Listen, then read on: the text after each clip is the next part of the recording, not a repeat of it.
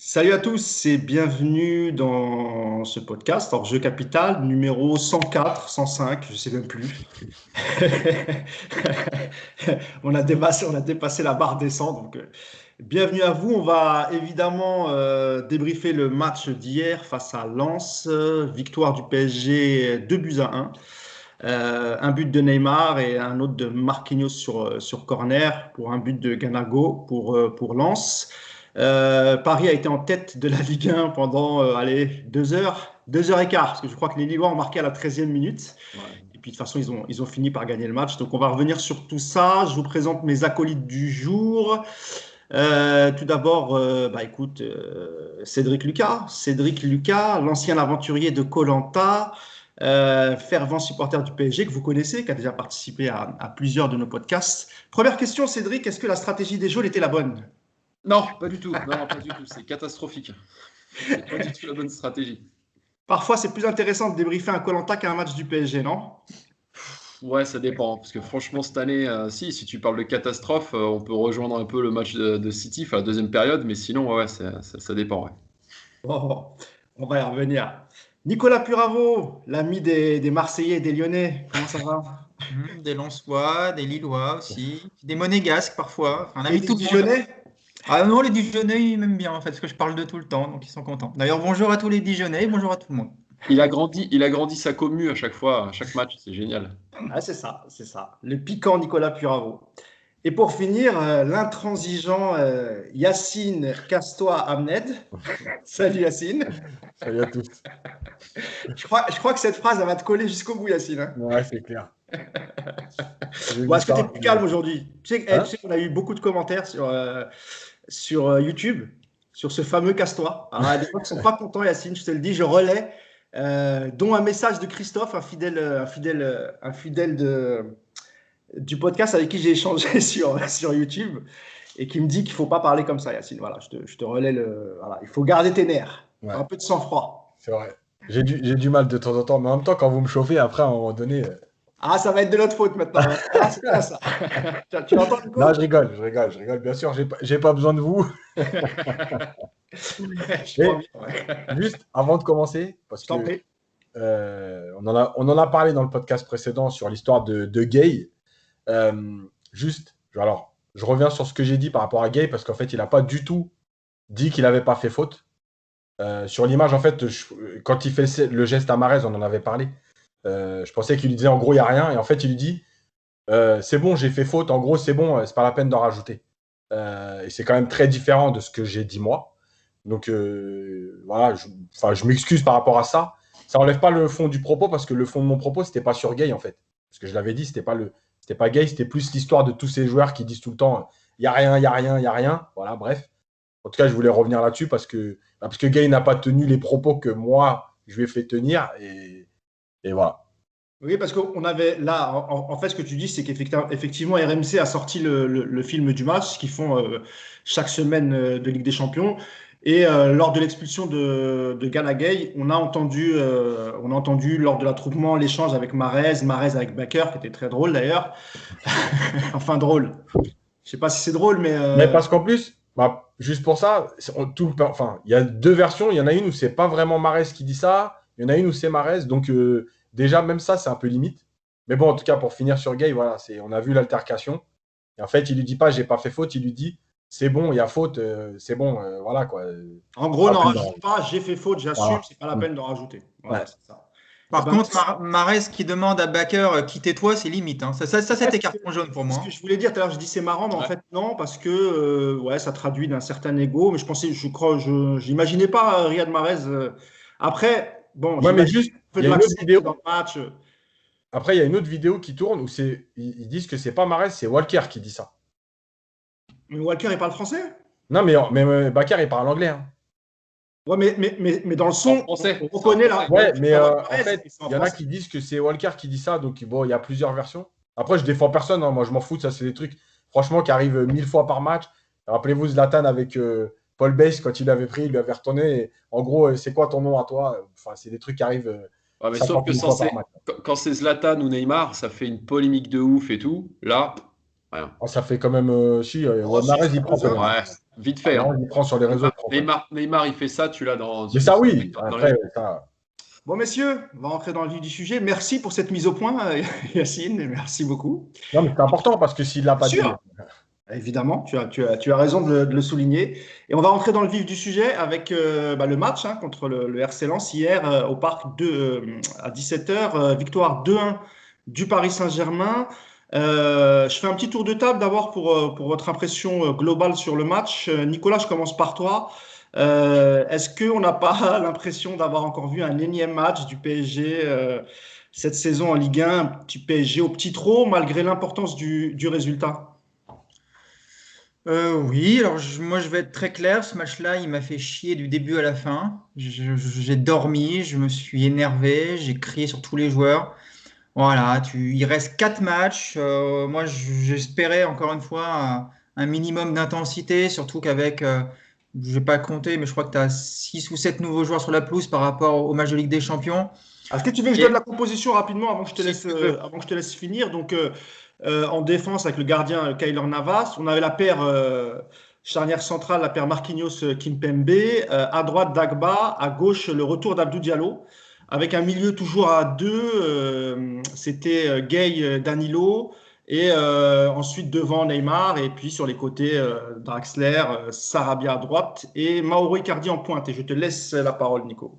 Donc c'est ça, ça fait bien 6 joueurs qui n'étaient pas titulaires contre City.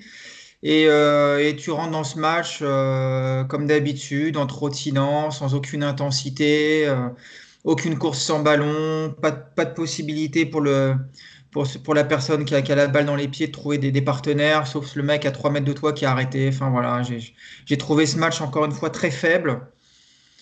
Lens a proposé beaucoup plus de jeux, c'était beaucoup plus agréable à voir en termes de combinaison, en termes d'inspiration. Voilà, le PSG, par contre, c'est celui qu'on connaît, c'est-à-dire une équipe qui se repose que sur des individualités, un peu hautaines, qui fait que chialer à chaque contact. Voilà. Moi, j'ai pas aimé ce match, encore une fois. Alors, certains vont nous dire que ce qui compte, c'est de gagner, parce qu'il reste que 3 journées et que il n'y a plus que ça qui compte. Bah, tant mieux pour eux s'ils prennent du plaisir devant ce PSG. Moi, en tout cas, hier, j'en ai pas pris du tout. Et j'ai hâte que cette saison se termine, messieurs, parce que je n'en peux plus. Cédric, je te donne la parole. Est-ce que tu es d'accord avec Nico ou est-ce que par moment, tu as vu des choses intéressantes dans ce PSG? Et est-ce que aussi, il n'y a pas un peu de fatigue physique et psychologique à 2 jours ou 3 jours plutôt? Là, on était à 3 jours, 2 jours, 3 jours du match retour face à City. Non, moi je trouvais qu'on avait fait un super match, un des plus beaux de la saison. Non, je déconne. Non, non, je rejoins Nicolas à 100%, c'est horrible. C'est vraiment horrible, quoi. En plus, il y a des joueurs qui jouent pas souvent, donc on se dit quand même qu'ils vont essayer de se montrer. Sarabia, enfin, bref.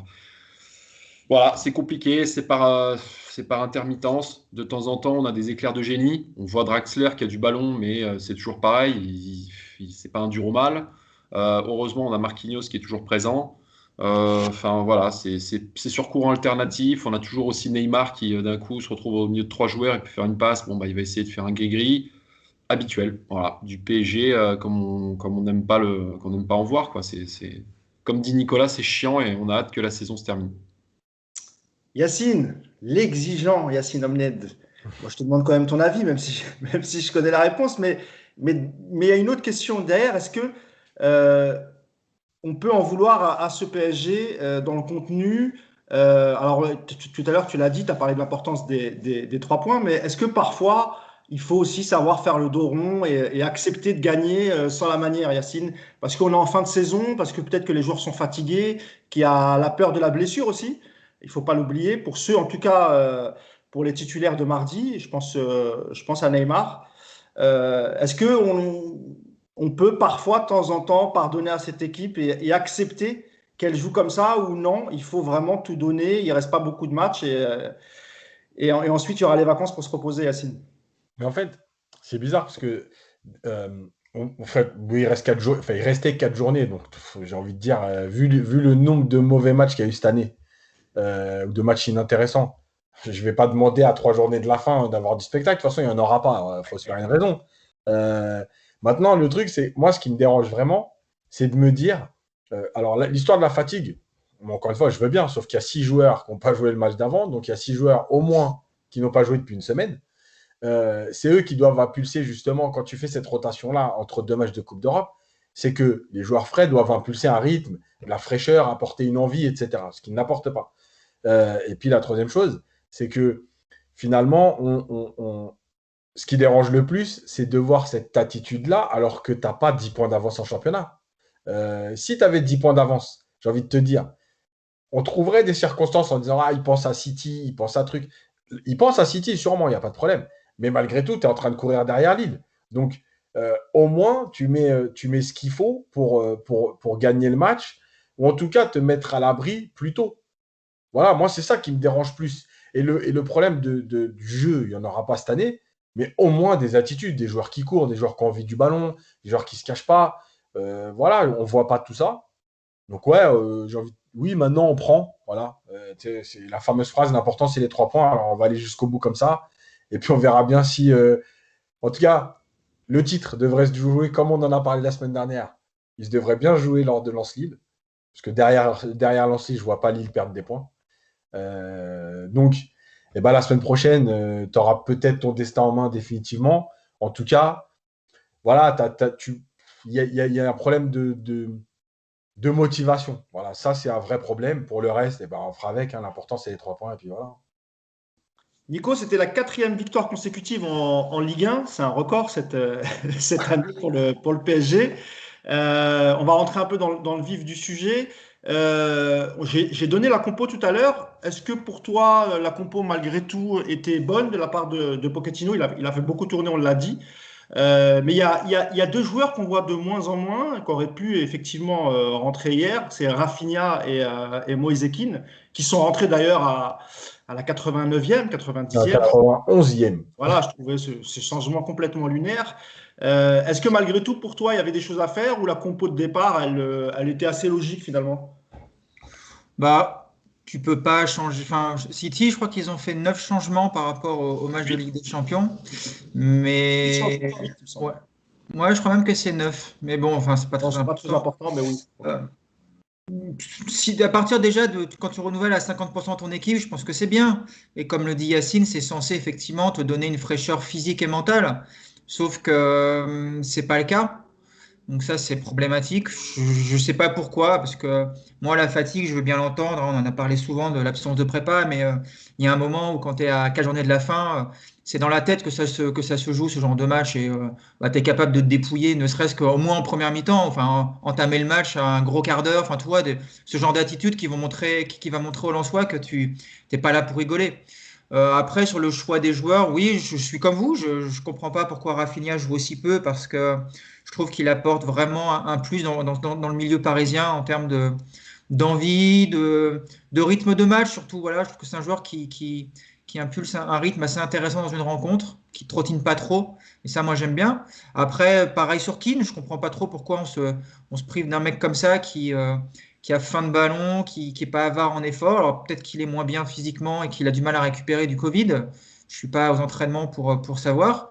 Mais si c'est le cas, bon, bah, ça peut expliquer. Après, effectivement, sur le reste de la compo, je trouve qu'elle est assez cohérente entre 2 matchs de Ligue des Champions. On peut peut-être juste s'interroger sur, encore une fois, la pertinence de faire jouer ou pas Neymar si on veut le préserver. Maintenant, quand on voit que malgré tous Si ces tu me défauts... permets, Nico, j'ai une citation de Pochettino qui s'est exprimé juste après le match en conférence de presse, justement sur ce que tu viens de dire sur Neymar. Il dit Neymar est un joueur qui est resté dehors longtemps en raison de blessures et qui a besoin de minutes. Il a besoin de jouer.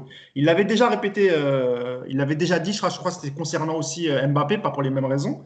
Mais, et une autre déclaration de Pochettino sur la fatigue, il dit je n'ai pas vu une équipe fatiguée en deuxième mi-temps, on a mis le 2-0 rapidement. Hier contre Lens, oui, non, mais après, quand tu vois le rythme qu'ils imposent pendant 90 minutes, tu comprends qu'ils ne soient pas fatigués, hein, parce qu'ils ont trottiné. Hein, moi, je suis allé faire un match, mon dernier match que j'ai joué un dimanche matin avec des vétérans de Vélizy, ça courait plus vite que ça. Donc, c'est sûr qu'ils sont pas crevés hier, les mecs, je veux bien le croire. Après, je t'ai dit, mentalement, j'entends que c'est difficile dans une semaine de Ligue des Champions, mais avec 6 joueurs qui n'ont pas disputé la rencontre, bah, cette excuse-là, cette excuse-là, elle tient pas vraiment. Et après, comme je te dis, sur le choix des hommes, moi je regrette juste surtout de ne pas voir Keane sur ce genre de rencontre parce que je trouve qu'il fait du bien. Lui, au moins, voilà, il bouge, il rentre un peu dedans. Après, sinon, sur la compo de départ, non, il n'y a pas grand-chose à. Elle est intéressante, la compo de départ sur le papier, hein. Franchement, tu peux faire de bonnes choses avec cette équipe-là, sauf qu'à l'arrivée, ça se passe pas bien, quoi. Cédric, on a vu titulaire hier Julian Draxler qui pourra même être titulaire sans doute mardi. On en rediscutera tout à l'heure. C'est peut-être aussi une alternative et peut-être faire redescendre de Verratti. On en reparlera. Qu'est-ce que tu as pensé de son match hier? Il est quand même sur l'action du premier but. C'est lui qui presse pour récupérer le ballon. Et finalement, Neymar, la glisse à Neymar et Neymar peut marquer ce premier but. Sur Julian Draxler, et ensuite je vous interrogerai, Yacine et Nicolas, avant le match de City. Comment tu l'as trouvé, toi, Cédric, hier? Bah, c'est du Draxler. Le mec, on voit qu'il a du ballon, on voit qu'il est bon, on voit sur les déviations, sur plusieurs actions. Maintenant, la problématique de Draxler, c'est toujours ce côté nonchalant. C'est épuisant parce que on voit qu'il a du ballon, on sait ce qu'il peut faire, et tu as toujours cette impression à la fin du match de te dire, mais putain, mais pourquoi il fait pas plus? Pourquoi il fait pas plus? Et c'est Pourtant, ça c'est qui est lui qui amène frustrant. le premier but, hein. C'est lui Ouais, qui... ouais, mais c'est ça, mais c'est justement, c'est par intermittence.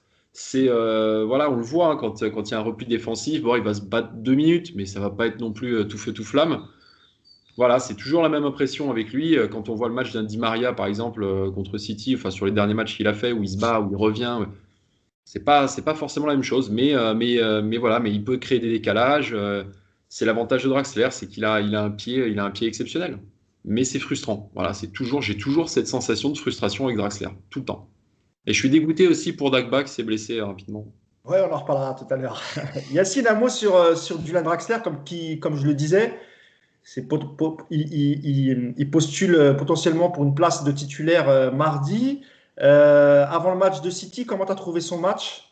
Tant dans le comportement, les replis défensifs, ce qu'il a pu apporter offensivement. En fait, le truc avec Draxler, c'est que j'ai l'impression qu'il fait partie de ces joueurs dont on peut de moins en moins parler.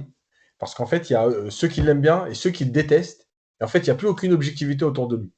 On regarde plus ses matchs, c'est-à-dire quoi qu'il arrive, on le déteste et ceux qui ne l'aiment pas le détruisent direct.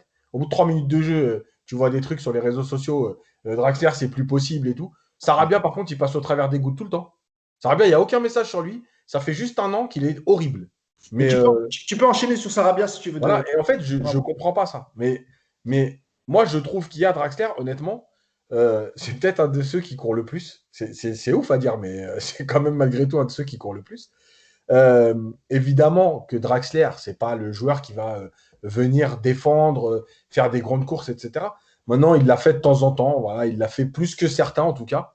C'est toujours Par pareil. intermittence. Hein, C'est par ouais, intermittence à chaque fois, c'est ça en fait. ouais, c'est ça. Mais le truc, c'est toujours pareil, c'est que si tu me dis le match de Draxler par rapport à ce qu'il est capable de faire, je vais te dire, bah, c'est pas terrible, ça sert à rien, c'est nul, presque, par rapport à ce qu'il est capable.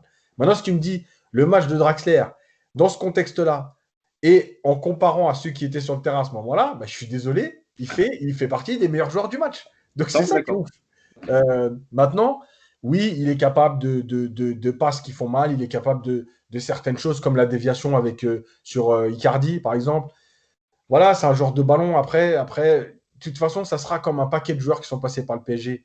Le mot qui conviendra le mieux pour lui comme pour d'autres, ce sera frustration. Voilà, on se dira toujours on est frustré. Il y avait peut-être, etc. Voilà, moi je trouve que son match il a été correct. Voilà, c'est pas catastrophique. On a vu pire. Et puis pour Sarabia, par contre, bah, ça fait un moment donné qu'on l'attend quoi. Et alors il y a eu un ou deux matchs là où il a marqué un peu. Voilà, il a eu des petits éclairs, mais globalement, sur une rencontre, on sent qu'il n'y est plus. Alors, est-ce qu'il y est. Alors, moi, je veux bien qu'on m'explique le Covid en septembre, mais bon, maintenant, on est quand même au mois de mai, donc voilà. Je pense que honnêtement, dans sa tête, il a décroché.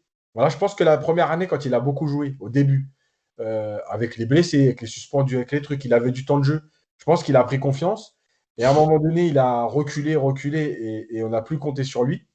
Et je pense que mentalement, c'était pas le genre de joueur à aller chercher quelque chose après ça. Et effectivement, je pense qu'il n'y est plus. Voilà, même.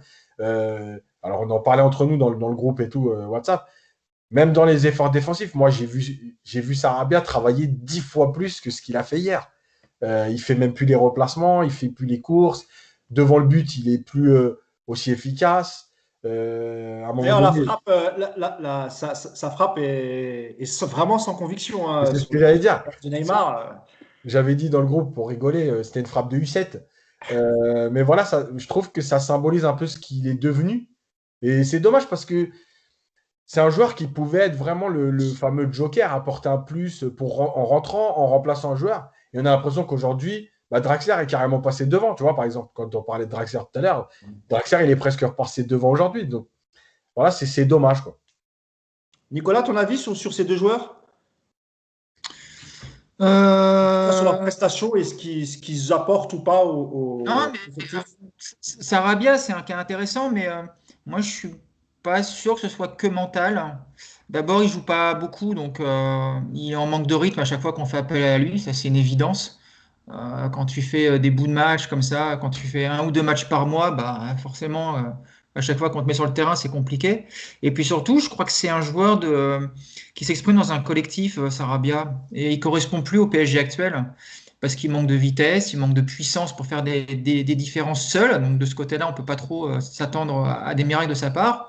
Et puis c'est un joueur qui va t'apporter beaucoup quand tu as du mouvement autour de lui, quand il est très très bon en remise, il voit bien le jeu. Mais aujourd'hui, le PSG ne fait quasiment plus appel à ce genre de mouvement. Aujourd'hui, le PSG, c'est que des exploits individuels. Donc c'est vrai que Sarabia, son influence sur le jeu, elle est forcément très très diminuée par rapport à tout ça. Donc moi, je pense plus à un contexte d'équipe autour de lui et puis de mise à l'écart et qui pose des problèmes physiques plutôt que le fait qu'il est lâché mentalement. Même si effectivement, comme tu le dis, Yacine, c'est vrai qu'il défend moins, on le voit, mais c'est peut-être aussi ce manque de rythme. Après, Draxler, ouais, j'ai pas trouvé non plus que c'était un mauvais match hier. Euh, la frustration aussi qu'il engendre, Draxler, c'est que il a un petit peu cette nonchalance dans sa manière de bouger sur le terrain. Tu vois que quand il court, enfin, t'as pas l'impression qu'il fait un sprint, quoi. Il y a des faux lents, mais qui vont vite. Lui, c'est un faux lent qui va vraiment pas vite, quoi. Tu vois, pour le coup, c'est un vrai lent dans sa gestuelle, dans tout ça. C'est vrai qu'il est, voilà, il a une élégance qui fait qu'il te donne une image d'un mec qui se dépouille pas sur le terrain. Après, je trouve que hier, il n'est pas avare d'efforts, même si effectivement, il n'a pas risqué le claquage sur ses replis. Et puis avec le ballon, il fait du bien, quoi. Il est à l'origine du premier but. Effectivement, sa déviation pour Icardi, elle est magnifique. C'est un joueur qui a du ballon, ça on ne pourra jamais lui enlever. Ouais, je n'ai pas focalisé sur lui en tout cas hier. Moi, j'ai trouvé qu'il était plutôt dans la partie. Si on devait sortir deux, trois joueurs qui ont fait leur match, je pense qu'il fait partie de ces joueurs-là. Donc voilà, pas grand-chose à dire. Il m'a pas transcendé. Par contre, le savoir titulaire à City dans 4 jours, ça m'inquiète un peu plus déjà. On va parler d'un autre joueur qui a fait son retour hier au poste de latéral gauche et qui a pris la place de ton cher et tendre Mitchell Baker, Ouais, mon fallait le ami faire. Nicolas. C'est Abdou Diallo. Je vais commencer par Cédric. Je vais te donner la parole. Qu'est-ce que tu as pensé de son retour? Alors, évidemment, à l'instar de Sarabia, lui aussi manquait de rythme. Ça faisait un paquet de matchs qu'il n'avait pas joué. Il revient à ce poste. Il n'y a pas beaucoup d'alternatives. C'est soit tu enchaînes avec Mitchell Baker qui a malheureusement pas fait un super match, même si c'était pas non plus catastrophique face à City. Et de l'autre côté, tu as Layine Kurzawa, pardon, qui est dont on a l'impression que dans la hiérarchie des latéraux gauche, il est passé vraiment dernier. Et je compte pas Juan Bernat parce qu'il est blessé. Donc, ton avis sur Abdou Diallo, Cédric? Bah déjà oui, Kurzawa, c'est Monsieur Penalty, donc non, tu le fais plus jouer. Mais Diallo, ça n'a pas été extraordinaire. Après, il est en manque de rythme, il vient de revenir. Bon, je pense que c'est bien déjà de l'avoir fait jouer justement pour qu'il reprenne un peu de rythme, mais il fallait pas s'attendre à un gros match. C'est d'ailleurs ce qui s'est passé, hein. Il a été souvent un petit peu à la rue, un peu débordé, donc voilà, c'est pas le match, c'est pas le match qu'on a rêvé d'avoir avec Diallo, mais au moins voilà, il a pu recourir, il a fait les 90 minutes quasiment, enfin bien. Et j'espère que pour City, ce sera un peu mieux. Mais c'est vrai que c'est pas, voilà, c'était pas vraiment son meilleur match. Ouais, J'aurais préféré un peu plus d'intensité, mais sur une reprise, c'est un peu logique. Yacine, un mot, est-ce que tu es inquiet avant le match de mardi? On le disait, Abdou Diallo vient de revenir, il manquait un peu de rythme. Il a souffert un peu quand même défensivement et il n'a quasiment rien apporté offensivement. Un mot sur son match, Yacine, et est-ce que tu es inquiet pour mardi? Parce qu'il semblerait qu'on se dirige quand même vers une titularisation d'Abdou Diallo. Alors, son match, il est pas bon. Il est dépassé par la vitesse, dans son placement, même dans sa façon de se retourner, etc. Maintenant, si je suis inquiet, oui, parce que en fait, c'est là aussi, tu vois, des fois, mais moi le premier, hein. Par exemple, sur le match de mercredi face à City, le match aller, tu te dis, ouais, il vaut mieux mettre Diallo, Bakker. Parce que la justification de Pochettino, c'était, Bakker, il a joué le dernier match, il a du rythme. Donc, c'est logique que ce soit lui. Et en fait, tu es toujours là à te dire, ouais, mais quand même, à un moment donné, Bakker, il y a trop de lacunes. Au moins, Diallo, voilà. Mais en fait, tu te rends compte que finalement, bah ouais, le rythme, à un moment donné, c'est trop important parce que si tu mets ce Diallo-là contre City, mais, mais je ne sais pas comment tu finis. Donc, tu vois, des fois, nous aussi, de l'extérieur, voilà, on se dit toujours qu'il faut faire jouer le meilleur, mais finalement, il y a des moments où dans le rythme du match, tu es t'es obligé de préférer un joueur qui a du rythme. Donc oui, je suis inquiet. Euh, je pense que de toute façon, Diallo ne sera pas prêt à jouer un match entier de haute intensité. Après, c'est toujours le choix entre est-ce que je mets Bakker et puis à un moment donné, je fais rentrer Diallo, ou est-ce que je mets Diallo et puis s'il tient 50 minutes, et ben, je mets Bakker. Voilà, tu t'enlèves un changement. Voilà, c'est un choix de coach en fonction de ce que tu vas demander aussi à tes joueurs. Mais là, tout de suite, si je me fie à ce que j'ai vu là, évidemment que je suis inquiet quand même, parce que même au niveau des courses, il s'est quand même fait manger par les Lensois. Ça venait, que ce soit Klaus ou que ce soit Ganago quand ça plongeait dans son dos, il était perdu à chaque fois. Donc oui, effectivement, je peux être que inquiet. Tu voulais dire un mot, Cédric? Ouais, à condition de faire un changement à la 50e. Ouais, Ça c'est un autre débat. un autre sujet. Une autre paire dont je voulais vous parler, c'est la paire du milieu de terrain. Vas-y, excuse-moi, Nico. Bah oui. Non, juste, La parole sur Diallo. si je comprends bien, Yacine, il est en train de militer pour que Bakker soit titulaire mardi soir. C'est Mais ça. je crois que tu as raison. Il l'a pas dit ouvertement, mais c'est ça. Non, mais faut pas être. J'arrive pas à le dire. Ouais. Non, non. Non, mais justement, je préfère qu'il fasse un match pourri à la limite de reprise contre Lens plutôt que Manchester soit son match de reprise. Tu vois? Et je pense qu'hier, il a aussi pensé à. Il revient de blessure, il veut pas forcément pas se blesser. Enfin, il y a tout un tas de trucs, hein, tu sais ce que c'est. Donc, je reste positif pour sa titularisation et son état d'esprit pour City. Après, il y a aussi un truc, c'est que si ça fait comme les derniers matchs du PSG, on va pas avoir des latéraux qui vont se projeter, on va avoir des latéraux qui seront juste là pour défendre. Et donc, du coup, ce manque de rythme d'un Diallo sera moins préjudiciable parce que tu vas lui demander moins de choses. C'est sûr que si tu vas à City avec l'idée d'avoir des latéraux très hauts qui participent complètement au jeu parce que c'est ton jeu, parce que tu as un collectif qui te le permet, limite, il faudrait mettre Kurzawa, tu vois, c'est triste à dire, mais c'est celui qui t'apporterait le plus de garanties dans le jeu offensif par rapport à la période actuelle. Mais si tu veux faire que défendre, comme de toute façon tu vas être obligé de le faire, moi je pense, Diallo, c'est le choix de départ assez logique parce que les 90 minutes qu'il a joué hier, ça va quand même lui permettre de retrouver des jambes. Par contre, oui, il aura pas 90 minutes dans le réservoir, ça me semble compliqué effectivement. Mais il y a un petit Néerlandais qui fera bien l'affaire une demi-heure, vous inquiétez pas. Il va le marquer son premier but, c'est écrit que ce sera à City. Je le sens. En parlant des latéraux, un mot sur la sortie de Dagba. On ne connaît toujours pas la nature de sa blessure. Et il a été remplacé par Thilo Kehrer. Un mot sur son match. Alors, on risque d'être un peu, enfin, vous risquez d'être un peu dur, vu le match qu'il a fait.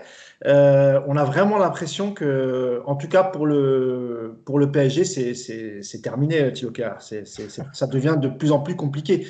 C'est-à-dire, même pour un match face à un club comme Lens, il a du mal. Est-ce que selon vous, c'est fini pour Thilo Kehrer, en tout cas au PSG, hein, mais Yacine l'a souvent dit, hein, ça se trouve, il ira dans un autre club et il rebondira et il fera de bonnes saisons. Hein, mais j'ai l'impression que le choc psychologique, il s'en est jamais remis du match de Manchester et qu'aujourd'hui, il faut faire quelque chose et peut-être il est grand temps de s'en séparer. Ouais, il a assez braqué le club, je pense. C'est bon, il a pris ce qu'il avait à prendre, ça suffit. Non, je rigole, mais non, mais en fait, de toute façon, moi, je l'ai dit plein de fois. Je pense que oui, dans sa tête au PSG, c'est plus possible.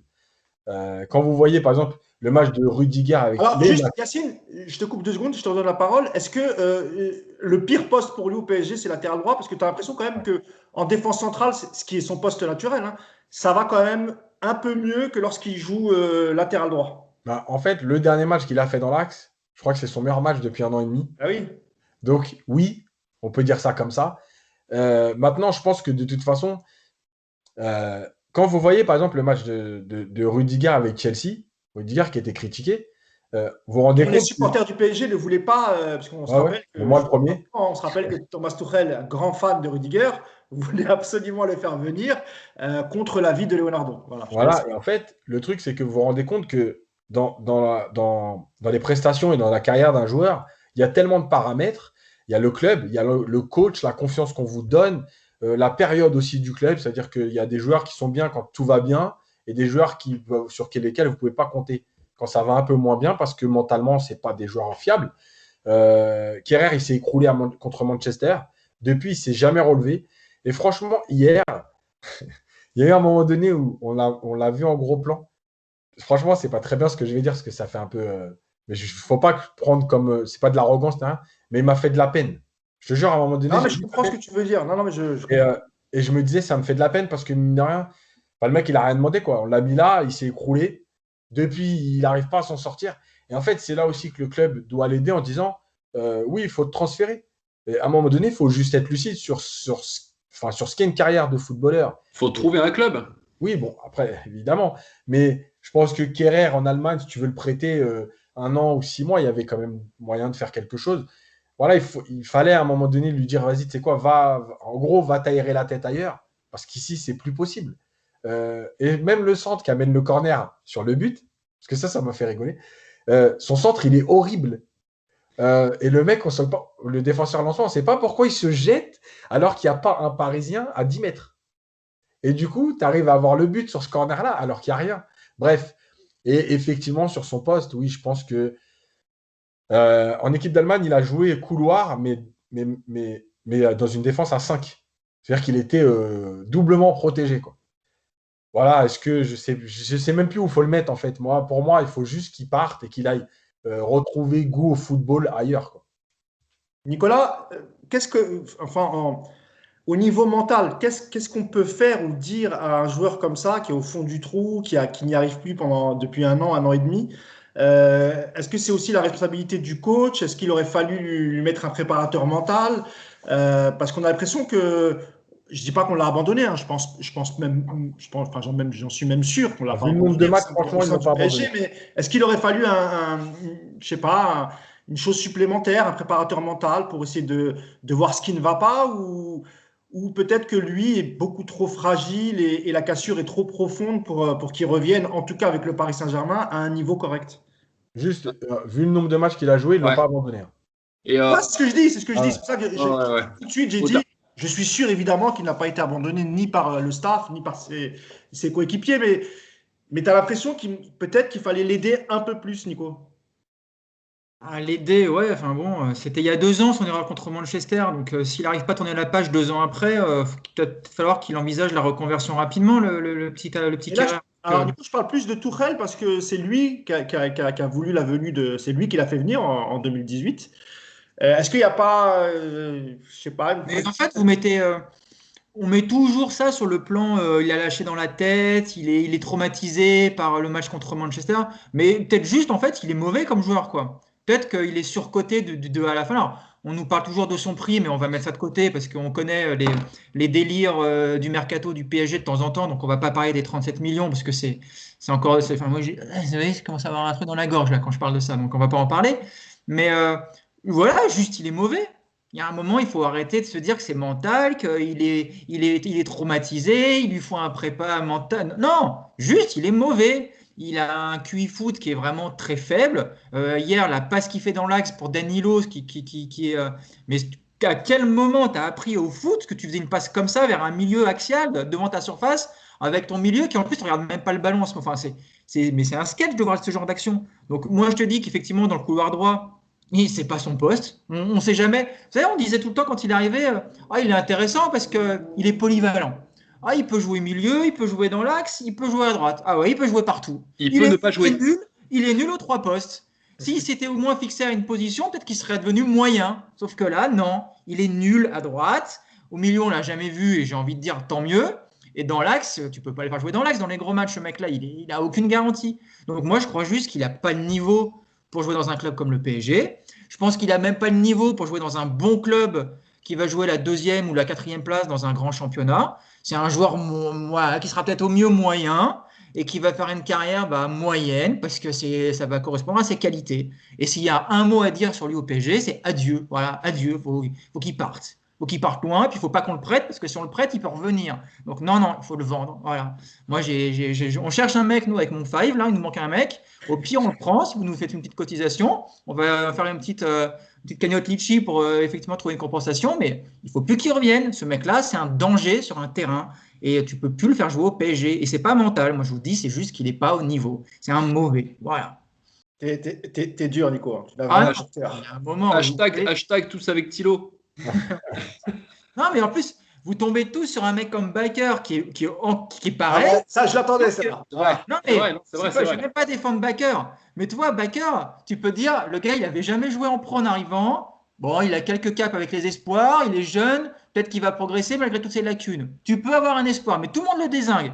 Mais Kehrer, il a 24 ans, il a joué avec la sélection allemande, il a coûté un bras. Le gars, il n'a rien apporté depuis qu'il est au PSG. Rien. Ouais, que Nico, rien. Nico, Thilo Kehrer, il est aussi, voire plus critiqué que Baker. En tout cas, sur les réseaux, tu peux pas dire que Yass, ça lui fait de la peine. Ça lui fait de la peine. C'est la première fois Yass, il a un cœur. Arrête. Alors qu'il n'a pas de peine pour Baker. Hein, attends. Je crois qu'il est plus critiqué que la Super League. Et en plus, tu sais quoi? Alors, premièrement, vite fait. Premièrement, c'est la première fois en 2 ans et demi. Ça m'arrive d'avoir des moments de faiblesse. Et la deuxième chose, c'est pas bien, Nico, parce que si tu as regardé la minute coach, je l'ai bien défendu, Baker. Je sais. Merci. C'est vrai. Moi qui l'ai vu, j'en suis témoin. Je sais, j'ai même réveillé. C'est bien aussi d'être un peu bienveillant de temps en temps envers nos joueurs, Nicolas. Hein, cette minute coach, en plus, je l'ai vu, il était 23h un soir. Je suis allé réveiller mes gamins pour leur montrer. J'ai dit, regardez, vous voyez, Yacine, des fois, il est gentil. Autre joueur dont je voulais vous parler, plutôt la paire qui a installé hier face à Lens au milieu de terrain Pochettino. Il s'agit de Danilo Pereira et de Gana Gueye. Gana Gueye qui est suspendu pour son carton rouge, qui sera suspendu face à City. Est-ce qu'il n'aurait pas fallu, Yacine, préparer le match face à City et peut-être ne pas faire jouer Gueye et faire jouer quelqu'un comme Herrera qui peut postuler aussi à ce poste? Toute la rencontre en prévision de mardi. Est-ce que ça t'a surpris, toi, de voir Gueye ou c'est plutôt logique de faire jouer un joueur suspendu et reposer les joueurs pour mardi? Non, moi, je pense que si le match avait été mercredi ou jeudi, je t'aurais dit oui. Mais là, mardi, en fait, c'est trop tôt. Et en vérité, il fallait garder de la fraîcheur parce que quand on voit la deuxième mi-temps du PSG, alors tactiquement, mais surtout physiquement, tu te dis que de toute façon, les joueurs, ils ne peuvent pas enchaîner. Donc, tu tentes Herrera aujourd'hui, et puis Herrera, on peut pas dire quand même que ce soit le joueur le plus solide qui existait dans l'histoire du PSG, et qu'il enchaîne 2 matchs, il est blessé 3 matchs. Donc, si tu dois le faire jouer, en fait, vaut mieux le lancer directement, lui. Voilà, c'est un joueur qui est quand même plutôt intelligent. Quand il joue, il a pas l'air d'avoir besoin de 10 matchs pour se remettre dans le rythme. Heureusement, parce que sinon, il ne l'aurait jamais été. Mais voilà, donc, non, je pense que c'était un choix. En gros, Gueye, de toute façon, il ne jouera pas mardi. Il sera suspendu. Donc, il peut jouer là. Et je pense d'ailleurs que le fait d'avoir fait rentrer Herrera à la place de Gueye, c'est peut-être un signe. En gros, je n'avais pas envie de faire jouer Herrera 1h30, mais 30 minutes, c'est bien. Voilà, préparer quoi? De toute façon, préparer Lens, c'est pas City. Ça n'aurait pas changé grand-chose dans l'animation. Paredes, en plus, on a vu qu'après, il n'était pas apte de toute façon à jouer. Donc, non, je pense que le truc, c'était vraiment Lens. Il fallait prendre 3 points. Il fallait laisser les cadres, entre guillemets, au frais, sauf Neymar. Parce que, comme l'a dit Pochettino, et ça, là-dessus, il a raison. Neymar a besoin d'enchaîner pour trouver du rythme. Donc, voilà. Après, non, préparer. Voilà, Gueye, c'est normal. Après, on l'a senti quand même, malgré tout, je pense, moins bien. C'est un de ses plus mauvais matchs sur les dernières semaines. Je pense que son expulsion lui a fait mal. Parce qu'il sait qu'il va rater quand même un match très important. Voilà, après, Danilo, comme d'habitude, hein, voilà, Paris a joué quand même malgré tout au départ un peu plus haut, et on sent tout de suite que c'est pas du tout son truc, quoi.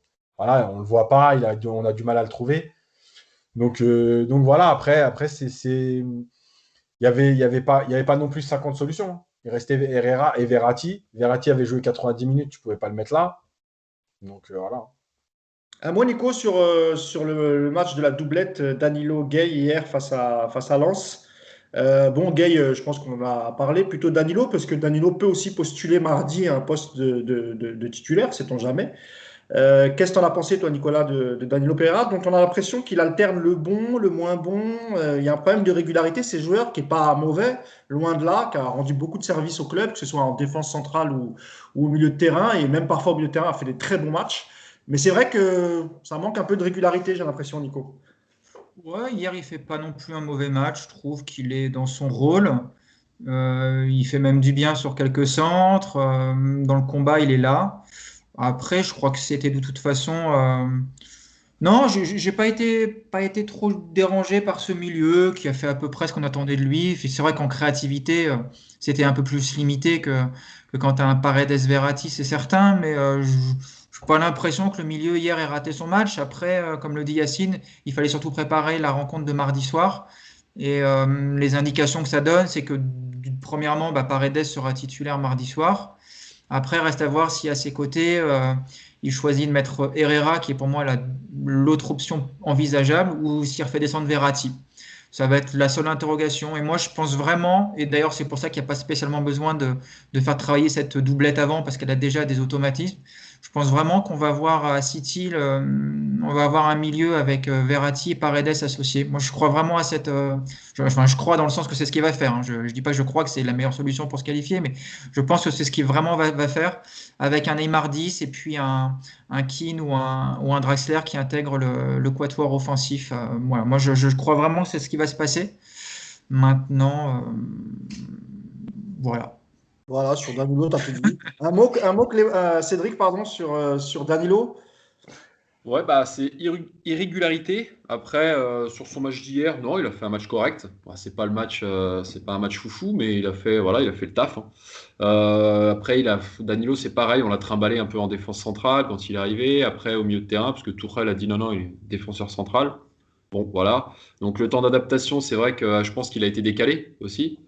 Mais non, Danilo, j'ai rien de spécial contre lui. Je trouve qu'il a plutôt, il a plutôt fait des matchs corrects, voire bons ces derniers temps. Donc voilà.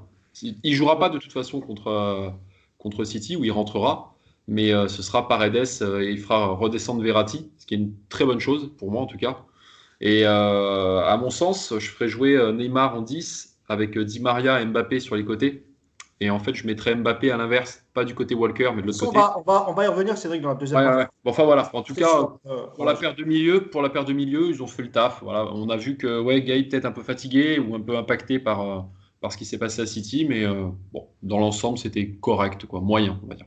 Très bien, messieurs. Encore deux choses concernant le match PSG-Lens. La première, c'est un mot sur Kalimundo, le jeune attaquant prêté par le Paris Saint-Germain, qui est sur le but lensois.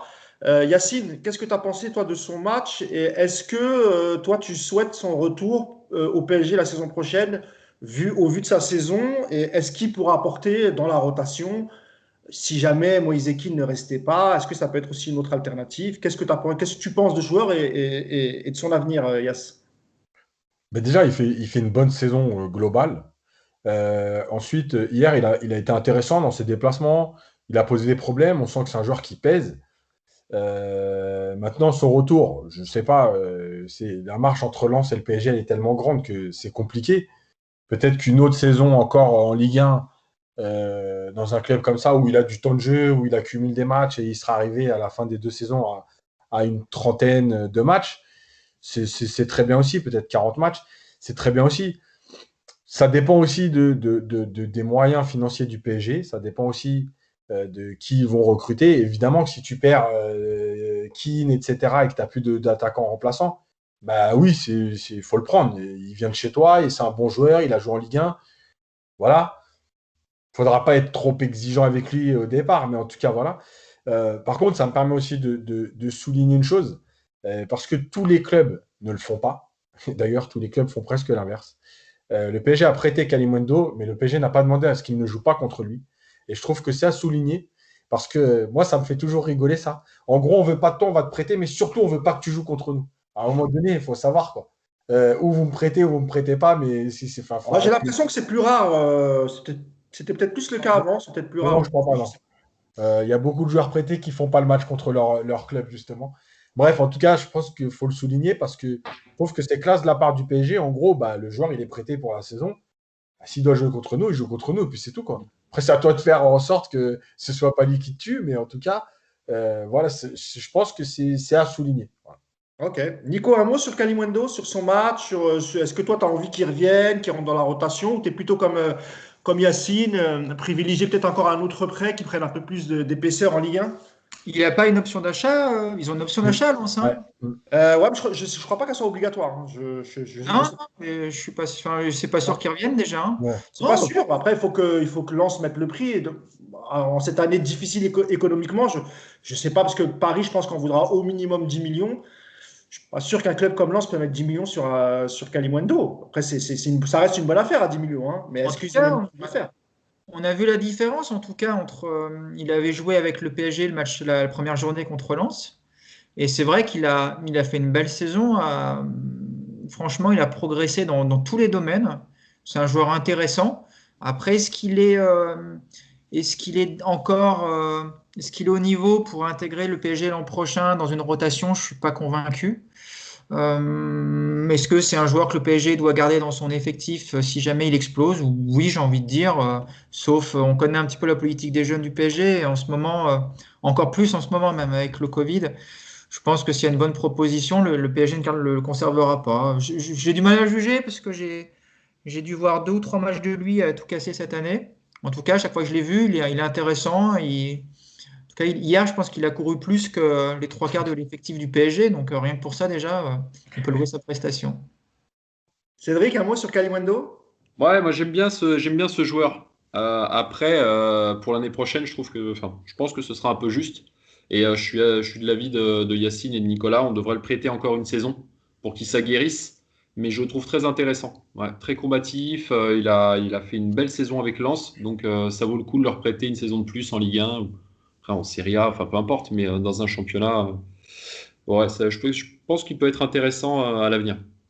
Ok, très bien. Dernier point sur le match. Je voulais revenir sur vous, sur l'arbitrage et celui de Monsieur Brizard, qu'on connaît bien au PSG, hein. C'était celui du match PSG Marseille en septembre dernier, où il y a eu un nombre incalculable d'expulsions, de cartons jaunes. Il avait eu du mal à tenir le match. Alors hier, c'était pas au niveau d'un PSG Marseille, mais il y a eu un fait de match qu'a révélé Canal+, le diffuseur. On a appris que Leonardo était descendu à la mi-temps dans le bureau des arbitres, ou peut-être qu'il leur a parlé juste dans le couloir. En tout cas, il s'est plaint de l'arbitrage, et notamment de l'arbitrage sur Neymar.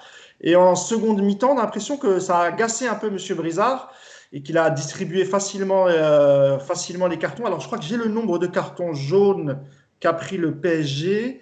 Je vous le dis tout de suite. On a eu 4 cartons jaunes hier, et notamment aussi une faute que n'a pas sifflé Brizard et que la VAR n'a même pas cru bon de juger. C'est la dernière action en fin de match où Neymar va seul au but et il est touché, hein. Il y a vraiment faute sur Neymar et l'arbitre n'a pas sifflé. Est-ce que selon vous, c'est dû aussi à la prise de position de Leonardo à la mi-temps? Et est-ce que c'est une bonne idée justement d'aller en tant que directeur sportif? Quand on connaît le passé de Leonardo avec les arbitres, on a eu peur quand même, hein, parce qu'on l'a encore entendu en fin de match. Il n'était pas content, il était très énervé. Je commence par qui? Je commence par toi, Yacine. Alors, Est-ce que c'était une bonne idée d'aller voir l'arbitre? en fait, déjà, je pense que ça change rien. Cet arbitre, il est nul. Donc, de toute façon, Leonardo, pas Leonardo, de toute façon, ça ne changera pas grand-chose. Comme beaucoup d'arbitres. Monsieur Brizard, si vous nous entendez. Voilà. Il y a une deuxième chose, c'est une attitude des arbitres français qui est insupportable. Je le dis souvent, les arbitres en Angleterre, etc., ils ne sont pas meilleurs. Ils ont juste une autre attitude. C'est-à-dire qu'ils font partie du match.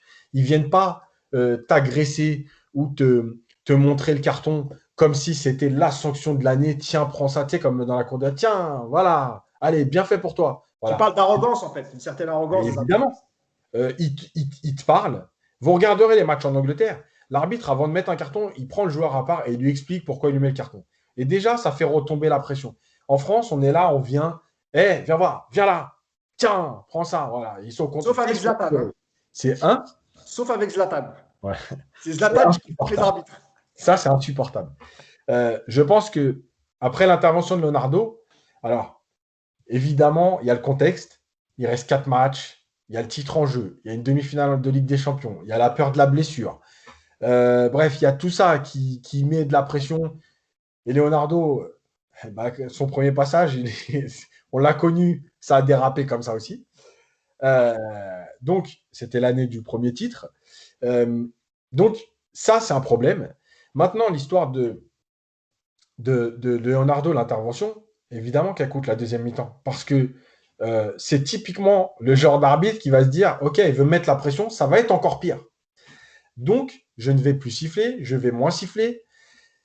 Et dernière chose sur l'action de Neymar, alors, malheureusement, on ne peut pas dire que c'est la VAR, parce qu'en fait, la VAR n'intervient que s'il y a faute dans la surface. À partir du moment où la faute est en dehors de la surface, la VAR n'a rien à faire. Elle ne peut rien dire.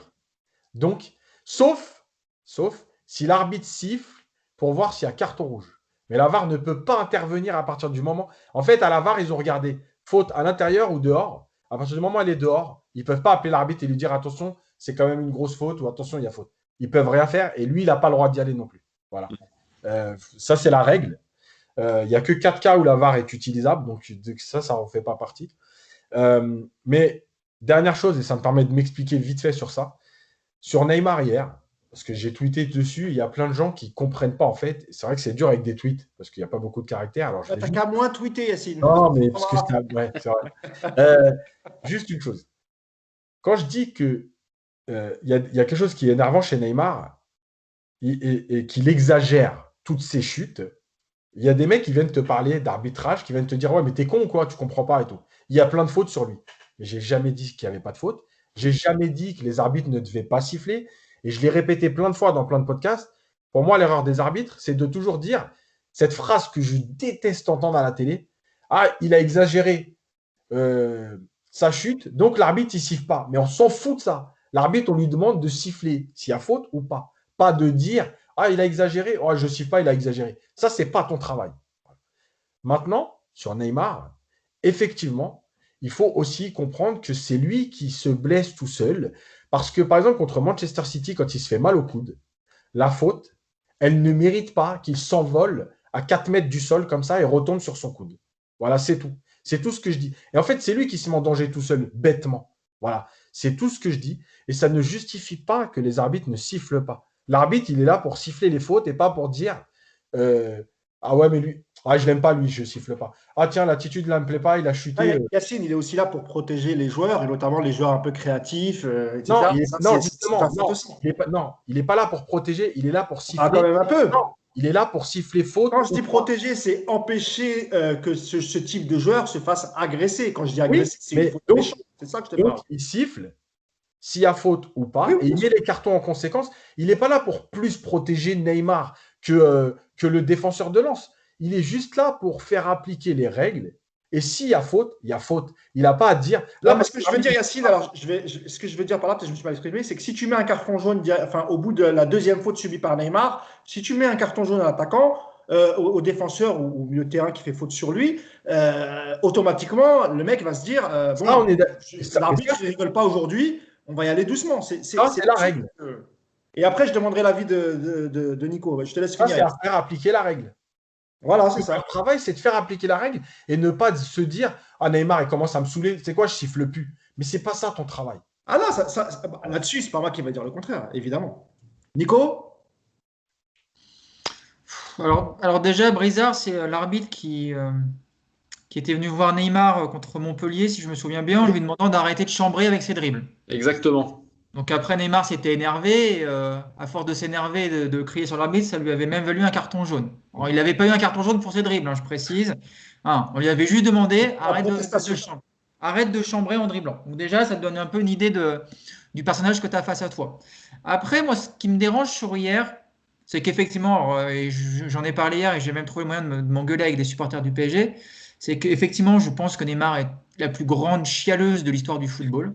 Je le dis, voilà. Ça n'empêche pas que c'est un footballeur exceptionnel, qu'il a de l'or dans les pieds, qui fait des choses que personne d'autre que lui ne sont capables de faire. N'empêche, excusez-moi de le dire encore une fois, oui, c'est une chialeuse. Tu le touches, il tombe, il se roule par terre, on lui effleure le bout du pied, on a l'impression qu'on lui a amputé la jambe, c'est insupportable. Et quelque part, je pense que ça joue effectivement sur la manière d'arbitrer, parce que l'arbitre, au bout d'un moment, il est comme vous. Moi, supporter du PSG, Neymar me fait chier avec ce comportement. Les adversaires, j'en parle pas, comme ça doit être insupportable. Mais l'arbitre, c'est pareil. Il y a un moment où ça doit commencer à l'énerver. Quand tu vois une faute et que derrière, l'arbitre, il n'est pas débile, il voit si c'est une grosse faute. En première mi-temps, Neymar, il y a des fautes, mais il y a pas de geste méchant, il n'y a pas de geste dangereux. C'est un match qui se passe plutôt bien. Je comprends même pas qu'on gueule sur l'arbitre en première mi-temps. Il siffle. Alors, il sort pas les cartons, mais tu vas pas sortir un carton pour un coup d'épaule un petit peu dans le dos plutôt que sur l'épaule et que Neymar derrière, il fait 3 mètres à l'horizontale, tu vois. Donc, ce comportement de Neymar, évidemment qu'il influe sur ça. Et puis, alors après, que Leonardo aille déjà gueulé à la mi-temps, je trouve ça insupportable. Parce que quand tu es le PSG, que tu joues contre Lens dans un match, encore une fois, qui se passe bien, tu t'abaisses pas à aller gueuler sur l'arbitre à la mi-temps en pleurant et réclamer des cartons, c'est pas ton boulot. Et alors le fait de l'envoyer en deuxième mi-temps, j'ai trouvé ça mais d'une stupidité sans nom. D'abord parce que tu viens de gagner. Donc déjà, par défaut, tu n'as plus besoin de t'énerver. Il n'y a pas eu de blessés. Alors oui, il y a cette dernière action où Neymar, il y a clairement faute, l'arbitre ne siffle pas. C'est pas grave, il n'y a pas mort d'homme. Et puis envoyer Leonardo avec son passif, quand tu sais comment il n'est pas capable de maîtriser ses nerfs, mais il n'y a donc personne au club capable de dire à Leonardo, non, tu vas pas y aller là parce que ça sert à rien. Donc Après, voilà. personne ne l'a envoyé, hein. Il a été de son propre chef, hein, Nicolas. Non, Nasser était à côté, il était Ouais, à mais côté. attends, il est à côté, il peut lui Ils dire. sont Ouais, tous ouais. là. Mais Ils sont ça, tous là. là, on suppute, on ne sait pas.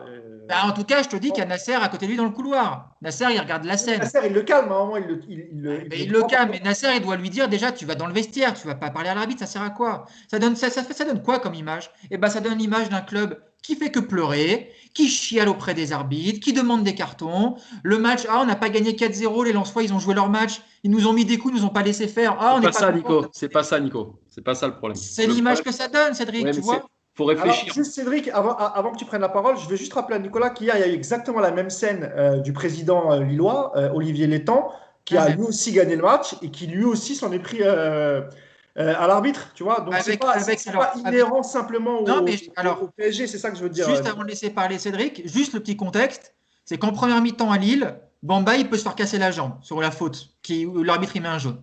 C'est la seule différence. Franchement, moi, quand j'ai vu la Donc faute, là, c'est justifié. en tout cas, je pense que tu peux être énervé de la première mi-temps de l'arbitrage, parce que tu as un joueur qui, encore une fois, qui peut se faire briser la jambe sur ce tacle. Et d'aller voir l'arbitre en disant. Neymar peut se faire mal à la cheville sur la dernière faute aussi, Nicolas. Mais là, je te parle de la mi-temps. La fragilité du joueur, tu vois. Alors, tu sais quoi, tu regarderas le tacle du Lillois qui prend hier Bamba. Je compare pas les deux, hein. Je te dis juste que sur cette faute, on va pas comparer les fautes. Dans les deux cas, tu peux avoir une blessure, sauf que Lille derrière, ils n'ont pas City, nous on a City. Donc l'énervement et l'agacement, il n'est pas le même. Tu vois, c'est un rapport aussi. Cet argument, je te l'accorde. Donc les équipes de Ligue 1 qui jouent le PSG entre deux matchs de Ligue des Champions, il faut plus qu'ils mettent de coups, il faut plus qu'ils jouent leur football. Encore une fois, il n'y a pas un mauvais tacle. Ils doivent être Le seul sanctionnés. mauvais tacle hier, c'est Kerrer qui a failli, pareil, casser une patte d'un mec. C'est Kerrer qui fait le plus mauvais geste du match. C'est ça qui m'énerve hier. Que tu ailles gueuler après un match de boucher parce que tes joueurs se sont fait découper, ok, je veux bien le concevoir. Mais hier, il y a quoi, franchement, les mecs? Les Lensois, vous trouvez qu'ils sont méchants hier? Il n'y a rien. Non, pas du tout. Le match est correct. Non, le match est très correct. Pourquoi tu vas chialer après l'arbitre? Je ne comprends pas. Moi, je pense que c'est la peur d'être privé d'un joueur. Parce que je pense que le propos de Leonardo, il est uniquement sur Neymar, en fait.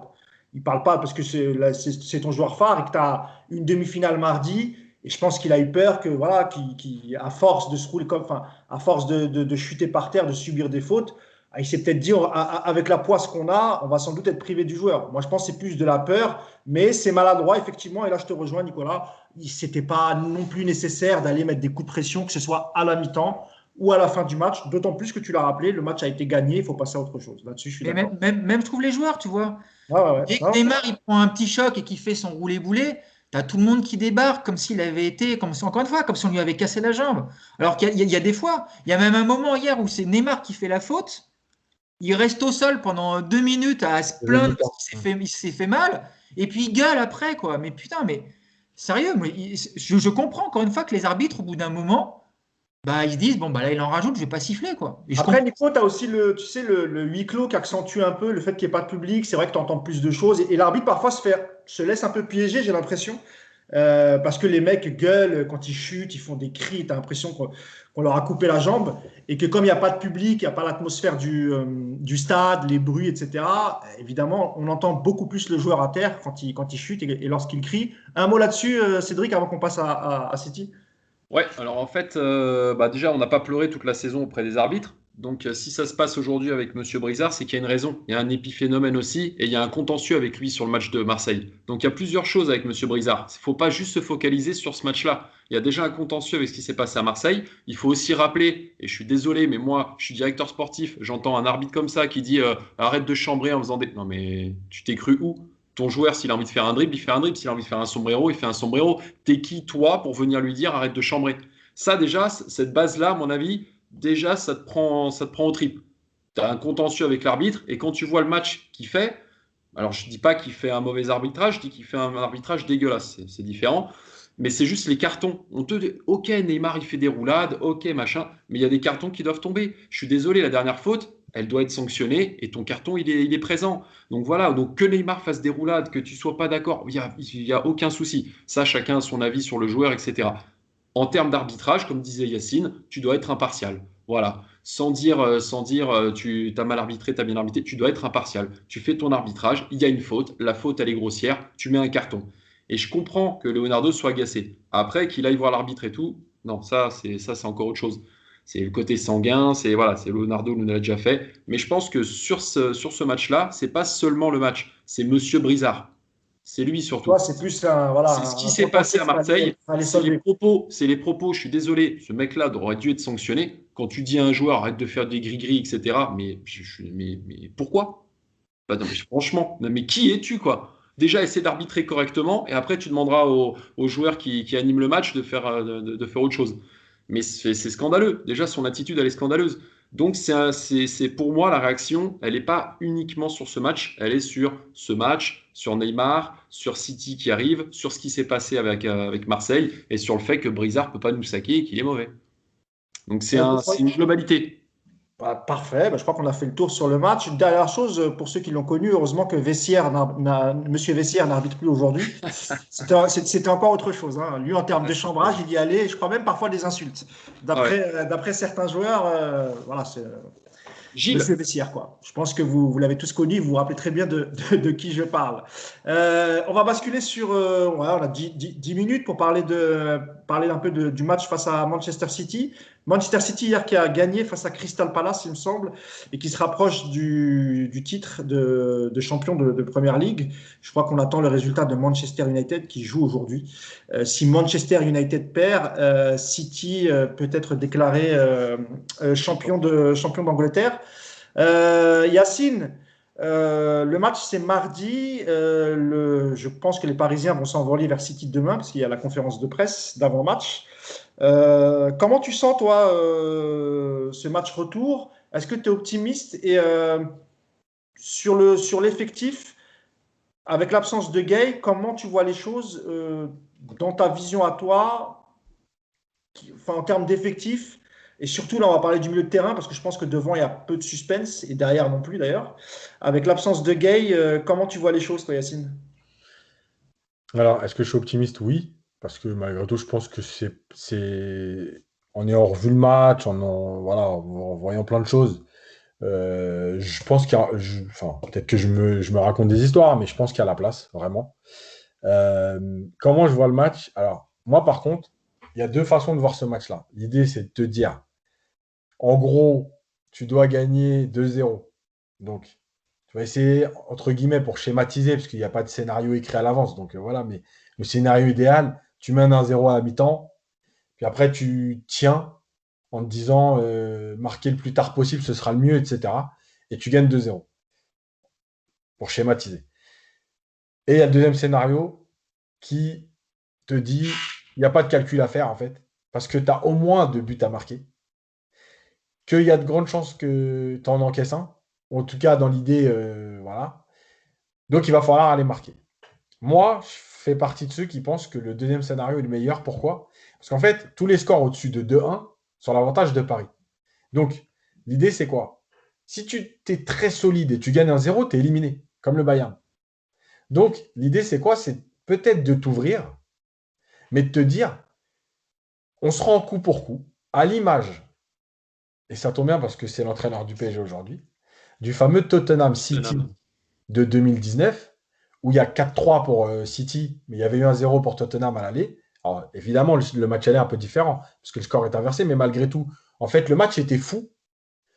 Et le fait d'avoir rendu le match fou, ça a permis à Tottenham, malgré tout, de revenir dans le match et de mener à un moment donné, à City de mener 4-3. Et rappelez-vous comment City est éliminé. Le crampon de Agüero qui est signalé hors jeu. Donc, moi, je partirais sur cette idée-là. Et en partant sur cette idée-là, moi, je partirais carrément sur un milieu Herrera-Verratti. Pourquoi? Parce que c'est deux joueurs qui courent.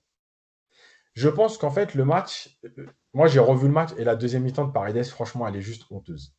Dans le volume de jeu, dans les courses, elle est juste honteuse.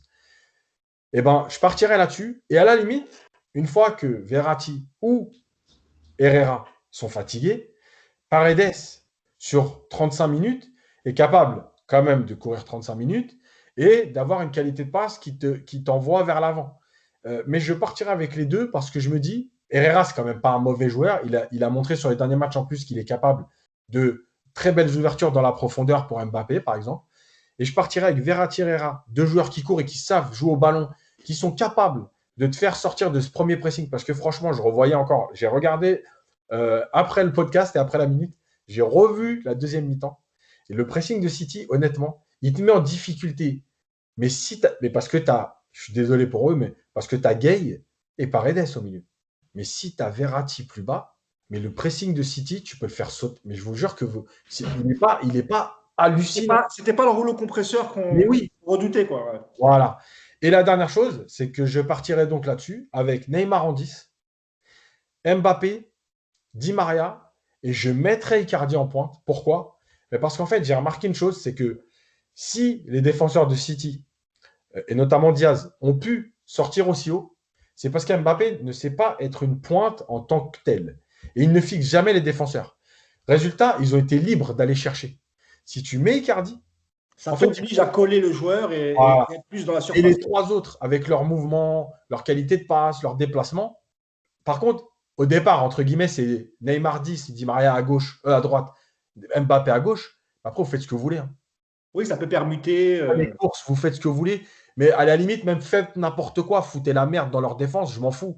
Mais Neymar, c'était un peu le cas hier. Hein. On l'a vu se balader sur toute la largeur. Il n'est pas l'idée, pour moi, l'idée de ce match, elle est là.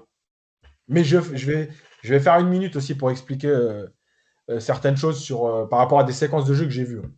Très bien. Nicolas, comment tu vois les choses, toi, mardi face à City? Est-ce que tu es d'accord avec Yacine sur la compo ou toi, tu espères autre chose? Je sais pas, moi, le retour de Moïse Kean pour le côté un peu plus travailleur, par exemple, que Di Maria, même si Di Maria, sur le match aller, il n'y a absolument rien à lui reprocher, mais il peut aussi aller en pointe. Qu'est-ce que tu en penses de tout ça? Qu'est-ce que tu vois, toi, Nico? Je suis super en colère contre Yacine parce que j'y croyais plus du tout à ce match. Et là, ça y est, j'ai repris espoir. Je t'en veux beaucoup. Je me préparais un mardi peinard dans mon canapé sans aucune pression. Et ça y est, je commence à flipper là. Non, il a bien parlé, je trouve, Yacine. Tu devrais faire coach, Yacine. Tu as des bonnes idées. Et, bah écoute, présenté comme il l'a présenté, Yass, c'est pas mal, je trouve, effectivement. Moi, de toute façon, non, donc déjà, Keane, c'est que ce sera non, hein, de toute manière. Déjà, parce que Di Maria, par rapport au match aller, il mérite 1000 fois de rejouer, d'enchaîner. Icardi, je suis d'accord, tu as besoin de marquer 2 buts. Icardi, même si dans le jeu, il apporte pas grand-chose dans tout ce qui est mouvement, tout ça, au moins en finition, il est quand même souvent présent. Et puis, moi, je me rappelle de son match à Barcelone qui avait été vraiment très, très bon dans cette organisation-là. Donc, pourquoi pas Icardi? Après, on en a parlé en début, c'est qui mettre au milieu, vraiment, aux côtés au côté, voilà. Est-ce que tu mets un double pivot travailleur, un double pivot plus à l'aise avec le ballon? C'est vrai que cette option Herrera-Verratti, elle te donne une garantie quand même de volume de course. Après, moi, la seule. Après, on imagine mal Nico Pochettino se passer de Paredes. Bah, de toute Il lui façon, a ce fait confiance sera. dans tous les gros matchs. Non, mais de toute façon, ça va se jouer entre Paredes et Herrera, de toute manière, hein. Voilà, parce que Verratti. Encore une fois, je pense que Verratti va reculer pour pouvoir aligner quatre offensifs. Et donc, la question, elle va être qui à côté de lui. Maintenant, tu peux aussi débuter en première mi-temps avec Paredes et puis faire rentrer Herrera très vite. Maintenant, est-ce que Pochettino va avoir encore une fois cette inspiration dans le coaching rapide? Ça, c'est encore une fois une autre interrogation. Mais moi, ce qui m'inquiète sur ce match, c'est que j'ai trouvé City très fort en gestion de profondeur au parc. Voilà, j'ai trouvé que ils étaient capables déjà d'imposer le tempo du match, même si en première mi-temps, on a bien bouleversé ça. Mais la deuxième mi-temps, voilà, j'ai peur de voir ce qu'on a vu en deuxième mi-temps chez eux pendant tout le match. Si le PSG est capable encore une fois de les bouger comme ils ont fait, on a vu que c'était pas non plus une équipe qui était forcément maître du ballon à 80%. En première mi-temps au parc, on a vraiment fait jeu égal avec eux. Il va falloir faire ça, mais le problème, c'est qu'il va falloir faire pendant 2 mi-temps. Donc, je ne suis pas sûr qu'on soit capable de le faire physiquement. Il va falloir être plus efficace qu'on l'a été au parc. Ça, malheureusement, on ne peut pas savoir à l'avance. C'est quelque chose que tu peux malheureusement pas prévoir. Et puis, il va aussi falloir avoir un peu plus de réussite qu'au match aller, parce que on n'oubliera pas que les 2 buts de City, c'est quand même 2 coups du sort. Donc, voilà, si tout se met dans le bon sens, comme ça avait été le cas au Bayern, eh ben, j'ai envie de te dire que c'est jouable. Si malheureusement ça se met pas dans le bon sens parce que c'est le football et que tu as des aléas que tu maîtrises pas, bah ça passera pas. Mais j'y recrois en tout cas. Donc je remercie pas Yacine encore une fois parce que là ça y est, je suis à fond. Juste, juste pour rajouter à ça, après je laisse Cédric, l'avantage de jouer comme ça, comme j'ai dit au départ, c'est que sur ton banc, tu as des profils qui peuvent te permettre d'ajuster ton équipe en fonction du match. C'est-à-dire que tu as Keane et Draxler, tu as Danilo. C'est-à-dire que si tu mènes, tu peux rajouter de la présence physique. Tu vois, tu peux évoluer dans ton match. Et la dernière chose, pour répondre à Nico, effectivement, les appels en profondeur ont été bien gérés par City, mais je pense en fait, les appels étaient trop lisibles. Il n'y avait pas assez de variations de course ou de points de fixation pour aller prendre la profondeur avant. Et en fait, ils ont bien géré parce que les appels étaient tellement directs et lisibles que c'est un peu plus facile que si tu as un peu de vrai mouvement de la coordination. Cédric, un mot sur le match de mardi à City. Est-ce que tu es d'accord avec nos deux compères, notamment sur la composition de l'équipe avec un duo Herrera-Verratti au milieu de terrain, ou tu optes plus pour garder Paredes et pourquoi pas un autre joueur offensif devant? Moi, comme je l'avais dit au début, je ne sais pas pourquoi je sens que Draxler, voilà. Je pense que Draxler, il a de grandes chances de débuter le match. Je ne sais pas ce que tu en penses, toi, Cédric. Non, moi je serais plutôt de l'avis de Yacine. À la seule différence, ce serait Herrera Paredes. Cherche pas, Paredes sera là. Voilà. Donc ça, faut même pas se Donc, poser. Verratti plus haut, pareil. Ouais, non. Verratti plus bas avec Paredes et laisser Neymar en 10 avec devant Icardi ou Keane, mais je pense que ce sera Icardi. Et sur les ailes, mettre Mbappé et Di Maria. Et ce que je disais justement, c'est de switcher en fait entre les deux à chaque fois, entre Di Maria et Mbappé. Pourquoi? Parce qu'il y a Walker. Walker qui est très rapide. Donc sur les appels en profondeur pour Mbappé, il arrive à prendre la course et à tenir Mbappé. Donc il faut switcher pour aller sur le côté où Mbappé aura plus de facilité à prendre la profondeur et pourra déborder ses défenseurs.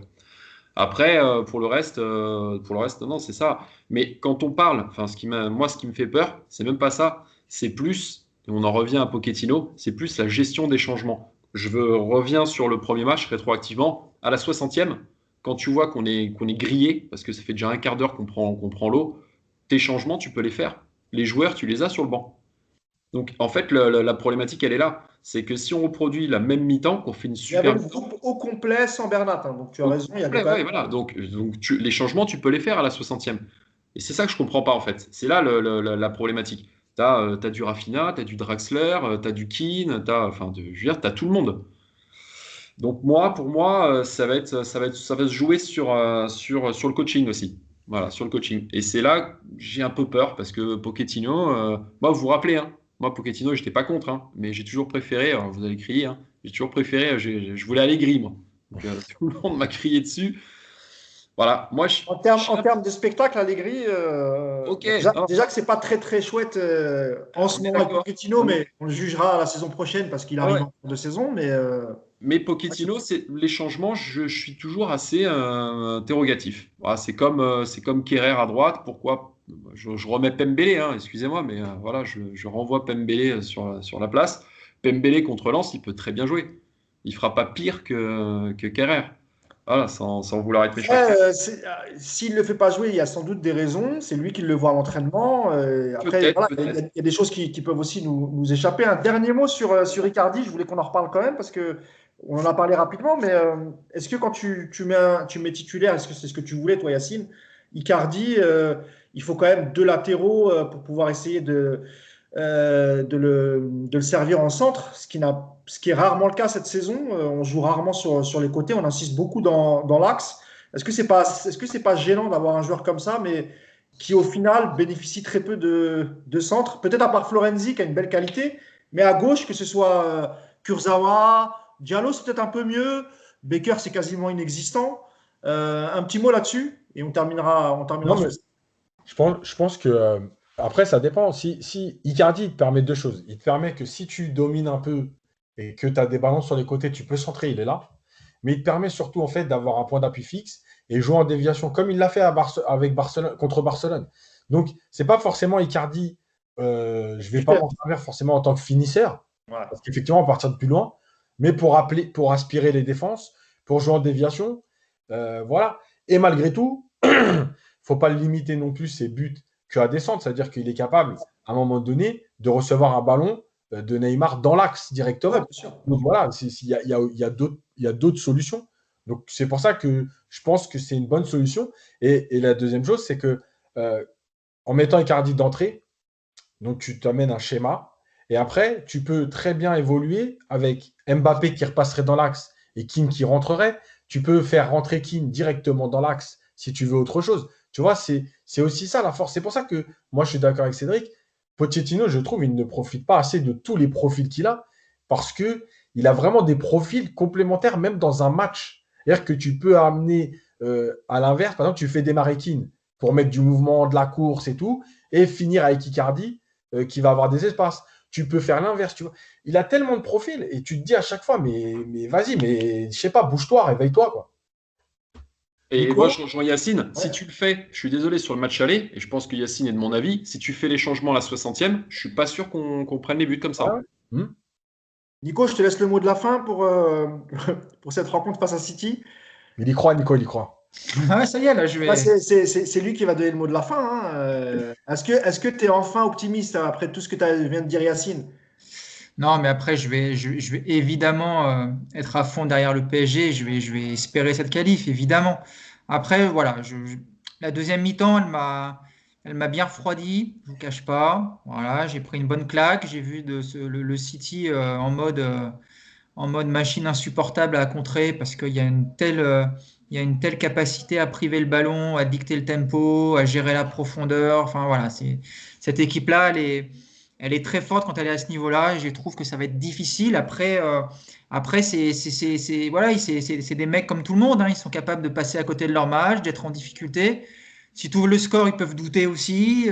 Voilà. Et puis le PSG est tellement illisible cette saison, ils sont capables d'alterner le tellement moche avec le tellement chouette que on n'est pas à l'abri d'une belle soirée. Et ce qui est certain, c'est qu'il va falloir des mecs qui se dépouillent. Ça, je pense qu'a priori, ils sont partis dans l'idée de le faire parce qu'en Ligue des Champions, ça a rarement été décevant depuis les phases finales de ce point de vue-là. Donc voilà, on va croiser les doigts. Comme j'ai dit, il faut que toutes les planètes s'alignent pour que cette soirée se passe bien. Ça fait beaucoup d'éléments qu'il va falloir contrôler, d'autres que tu ne pourras pas maîtriser malheureusement et qu'il va falloir espérer. Mais évidemment que le PSG peut encore aller se qualifier, bien sûr. Puis encore une fois, Yacine, il m'a bien vendu le truc là. Nico, si jamais le PSG a la chance, a le bonheur d'ouvrir le score en première mi-temps et que le score reste comme ça jusqu'à la 60e, 70e, j'imagine que tu vas éteindre ton poste et tu vas attendre la fin du match. Bah écoute, ouais, c'est possible que je regarde pas Ça a l'air d'aller courir. On va le perdre. C'est surtout quand on est. Non, c'est surtout si on mène 2-0 à la 75e. Là, je vais disparaître. C'est sûr. Quoique, non, même pas, parce que 2-0, s'il marque, non, c'est. Voilà, si on est à l'abri, si un but de City nous élimine, là, je ne pourrais pas rester devant la télé. Ouais, Écoute, je s'il suis y a faible. 2-0, tu peux appeler Nicolas. Je te tiendrai au courant. Non, mais 2-0, si on prend un but, on ne sera pas éliminé encore, donc ça va. Ouais. S'il y a 2-1, s'il y a 2-1 à la 75e. Voilà, bah, ouais. Bon, en gros, je vais peut-être pas regarder le match. Ok, bon. Il y a trop de scénarios flippants. Bon, ben, je crois qu'on a fait le tour, hein, que ce soit sur le match de Lens ou sur la projection face à City.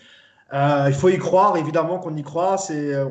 Voilà, tout le monde l'a dit, le PSG cette saison est capable de tout, du pire, du meilleur.